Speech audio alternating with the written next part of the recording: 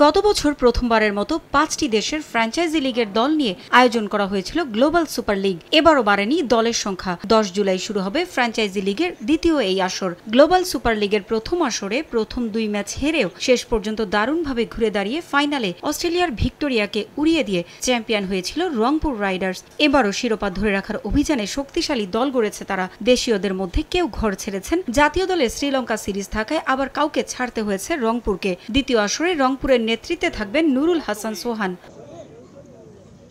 বাংলাদেশ দলের শ্রীলঙ্কা সিরিজ থাকায় প্রথম আসরে খেলা রিশাদ ও শেখ মেহেদীকে পাচ্ছে না রংপুর। তবে টি-20 দলের ভাবনায় না থাকা সৌম্য সরকার যাচ্ছেন দলের সঙ্গে। গত আসরে ব্যাট হাতে সর্বোচ্চ রান করেছিলেন এই ওপেনার। গতবারের দল থেকে এবার নেই আফিফ হোসেন, মোহাম্মদ সাইফুদ্দিন ও আরাফাত সানি। দেশের ক্রিকেটারদের মধ্যে আসরে রংপুরের সঙ্গী হচ্ছেন মোহাম্মদ নাইম শেখ, মাহিদুল ইসলাম অঙ্কন, আবু হায়দার রনি ও ইয়াসির আলী চৌধুরী।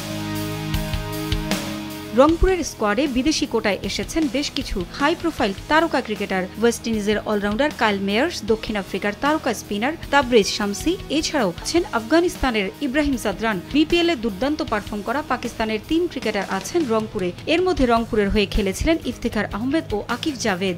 এছাড়াও আছেন চট্টগ্রামের হয়ে খেলা খাজা নাফে। ৫ ম্যাচে ৩ ফিফটিতে ২০১ রান করেছিলেন তিনি। বল হাতে আসরে ছড়ি ঘুরিয়েছেন আকিফ। ২০ উইকেট নিয়ে হয়েছিলেন তৃতীয় সর্বোচ্চ উইকেট সংগ্রাহক। এছাড়াও আলো ছড়াতে প্রস্তুত যুক্তরাষ্ট্রের স্পিনার হারমিত সিং। বাহাতি স্পিনার হারমিত গত জিএসএলেও খেলেছেন রংপুরের হয়ে।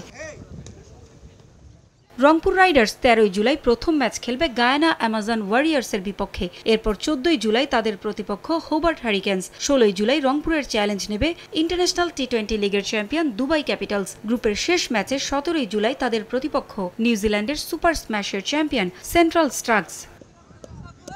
পারভিন আক্তার, সময় সংবাদ।